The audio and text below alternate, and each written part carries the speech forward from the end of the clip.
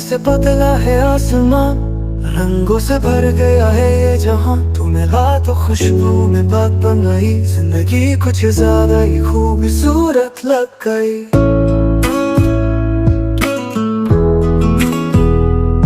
कभी तो बारिश, कभी धूप सा। Hello everyone, welcome back to our channel. আজকে আমরা দীঘা এসেছি, দীঘার আজকে ফার্স্ট দিন। তো আজকে আমি তোমাদের সাথে শেয়ার করব এই দীঘার ভিডিও। আর ভিডিওগুলো কেমন লাগবে অবশ্যই আমাকে কমেন্ট করে জানাবে। ভ্রমণ পিপাসু বাঙালিদের কাছে তো দীপুদা, দীঘা পুরী দার্জিলিং, তার মধ্যে হচ্ছে হাতের কাছে যদি বলি তাহলে দীঘা একদম কাছে আর সস্তায় পুষ্টিকর। তো সেই ভিডিওগুলো আমি তোমাদের সাথে শেয়ার করব। আর কিভাবে এলাম, কোথায় থাকছি, সবকিছু এই ভিডিওর মধ্যে থাকছে। তাহলে চলো ভিডিওটা প্রথম থেকে লাস্ট পর্যন্ত দেখতে থাকো। আর যদি আমার চ্যানেল নতুন হয়ে থাকো তাহলে চ্যানেলটা সাবস্ক্রাইব করে পাশে থেকো। तू चलने लगे, तू हो साथ, तू सारी दुनिया भुला दूं, तेरे प्यार में खुद को मिटा। লাঞ্চ কমপ্লিট করার পর এখন আমরা যাচ্ছি সি বিচের সাইডে একটু বসার জন্য। সারাদিন ধরে ট্রাভেল করে এসেছি, তো এইটুকু একটু পাওনা তো আমাদের দরকারই ছিল। আর এখানে এসে এত ভালো লাগছে।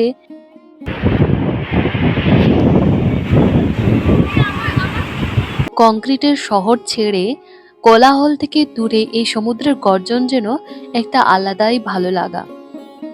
তার সাথে সমুদ্রের এই ঠান্ডা হাওয়া মনকে যেন আরো বেশি স্নিগ্ধ করে তুলছিল, আরো বেশি ফ্রেশ করে তুলছিল। তাই আমরা ভাবলাম একটু এখানে বসেই যায়। আর ওই যে দেখছো একটা পুচকে এখানে আসতে না আসতেই তখন থেকে জিজ্ঞেস করে করে আমাদেরকে অস্থির করে দিয়েছিল যে কখন আমরা সি বিচের সাইডে যাব। আসল উদ্দেশ্য ছিল ও এখানে এসে পরে স্নান করবে।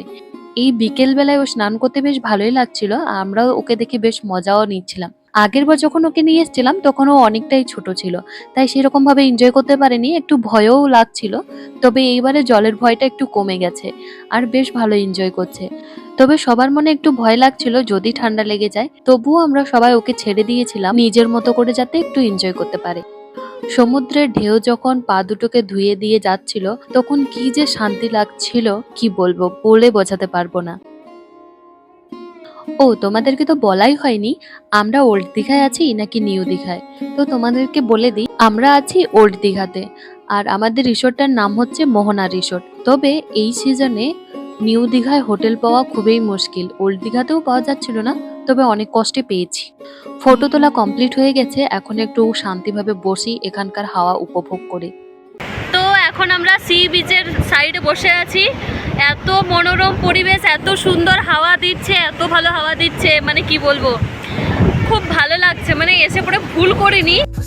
कभी सर्दी की हल्की सी रूप सा, तेरी हर एक अदा में कुछ नया है। तू मौसम सा है पर मेरा है मौसम सा, तू बदलने लगे। এখানে বসে বসে পৃথিবীর বুকে কিভাবে আধার নেমে এলো তা বেশ উপভোগ করলাম। মনে হচ্ছিল এখানেই যেন সারা রাত কাটিয়ে দেওয়া যায়। এই সুন্দর বিকেল, এই সুন্দর সন্ধে যেন আমার জীবনে বারবার ফিরে আসে।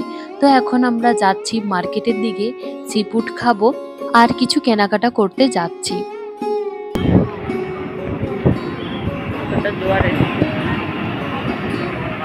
কি সুন্দর লাগছে বল। এই মার্কেটের দিকে এসে একটা জিনিস লক্ষ্য করলাম, আমরা যেখানে আছি সেখানে কিন্তু বেশ নিরিবিলি ফাঁকা অফবিট প্লেস। আর এখানে এসে দেখছি বাপরে কি ভিড়, সারা পশ্চিমবঙ্গের মানুষ যেন দীঘা সমুদ্র সৈকতে আছড়ে পড়েছে। এখানে ভিড় হওয়ারও যথেষ্ট কারণ আছে। আমাদের ওয়েস্ট বেঙ্গলের মধ্যে সব থেকে কাছের ঘোরার জায়গা তো হচ্ছে দীঘা। তো কোনো কিছু ছুটি বা বাচ্চাদের ভ্যাকেশন হলেই তো সবাই একটু স্বস্তি পেতে দীঘাই বেছে নেয়। এখানে বাচ্চাদের নানা ধরনের খেলনার জিনিস আছে। আর এই যে এখানে দেখতে পাচ্ছ ডাইনোসর, এটাকে দেখে বাবু ভীষণ ভয় পেয়েছে। আমি বাবুকে বোঝানোর চেষ্টা করছি এটা কিন্তু নকল, এটা জাস্ট স্ট্যাচু। তো কিছুতেই বিশ্বাস করছিল না, ওর খুব ভয় লাগছিল। তাই ওখান থেকে আমরা চলে এসেছি এখানে। এটা হচ্ছে বিশ্ব বাংলার পার্ক। এখানে বাচ্চাদের খেলার জন্য, বড়দের বসার জন্য খুব সুন্দর একটা জায়গা বানানো হয়েছে। পার্কটি কিন্তু যথেষ্ট বড় আর খুব সুন্দরও।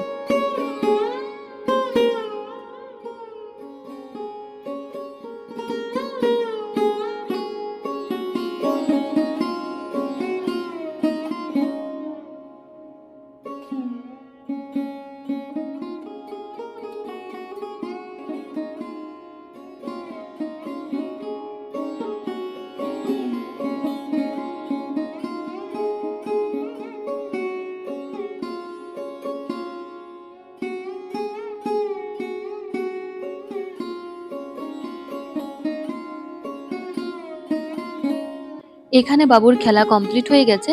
এখন আমরা যাচ্ছি সামনের দিকে। কারণ এখন আমরা কিছু খাবার খাইনি, বিকেলে স্ন্যাক্স খাইনি। তো কিছু খাবো। আগে ভেবে রেখেছি সি ফুডে কি খাবো। তো এখনো সি ফুডের সেকশনে যাইনি। আর এই যে দেখতে পাচ্ছ কি ভিড়। কেন হোটেল পাওয়া যাবে বলতে পারবে? দেখো এত ভিড়, মানে এইবারেই হচ্ছে দীঘাতে রেকর্ড ভিড় হয়েছে। আমরা যে টাইমে গিয়েছিলাম সেই টাইম তো প্রচন্ড ভিড় ছিল আর সেরকম গরম।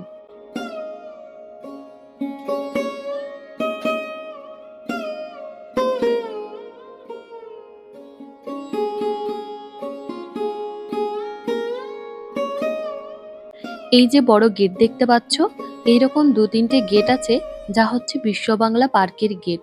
এই গেটটি ২০১৫ সালে অক্টোবর মাসে পশ্চিমবঙ্গ সরকার কর্তৃক উদ্বোধন করা হয়েছিল।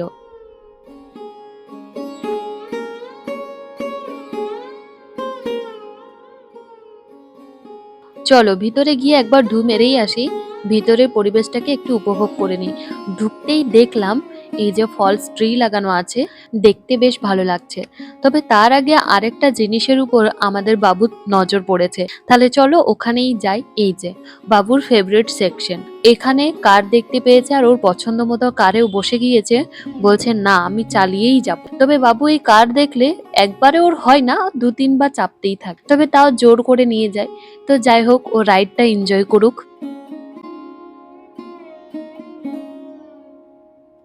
তো সবাই হেঁটে হেঁটে ক্লান্ত হয়ে গেছে, তাই সি বিচের সাইডে একটু বসে গেছে। আর বোন আর বাবু এখানে আইসক্রিম খাচ্ছে। তবে আমরা বেশ কয়েকজন খাইনি, কারণ আমরা সি ফুড খাবো।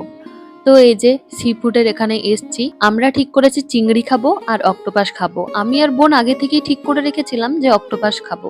তার জন্য আমরা অক্টোপাসের এখানে এলাম। তো তার আগে চিংড়ি খেয়ে নিই। এখানে আমরা নিয়েছিলাম ২ প্লেট চিংড়ি। তবে আমাদের তো আসল উদ্দেশ্য ছিল অক্টোপাস খাওয়ার। আগেরবার যখন এসেছিলাম তখন অক্টোপাস খেয়েছিলাম। মা বাধা দিচ্ছিল, তবে এইবারে মা নিজেই বলছিল কি রে অক্টোপাস খাবি না? তো তার জন্য আমরা এই সুযোগটা হাতছাড়া করিনি। আমি আর বোন অক্টোপাস নিয়েছি, এমন নয় যে খুব ফেভারিট, তবে যতবার আসি ততবার খাই। অক্টোপাসের সাইজ অনুযায়ী দাম হয়। আমরা নিয়েছিলাম ১৫০ টাকার অক্টোপাস, এর থেকেও বড় ছিল। তবে যেহেতু আমরা টেস্ট করব, আমি আর বোন তো খাবো, বাকিটা টেস্ট করবে, তাই আমরা বেশি বড় নিইনি, ১৫০ টাকারটাই নিয়েছি। তো আমাদের সি ফুড খাওয়া হয়ে গেছে আর টুকিটাকি কেনাকাটাও কমপ্লিট হয়ে গেছে। এখন আমরা রিসোর্টের দিকে যাচ্ছি। তো আমরা রুমে চলে এসেছি আর ডিনার কমপ্লিটও হয়ে গেছে। এখন ফ্রেশ হয়ে ঘুমোবো আর কি, কালকে ঘুরতে বেরোবো। তাহলে চলো আজকে ভিডিওটা এখানেই শেষ করছি। দেখা হবে নতুন আরেকটি ভিডিওতে।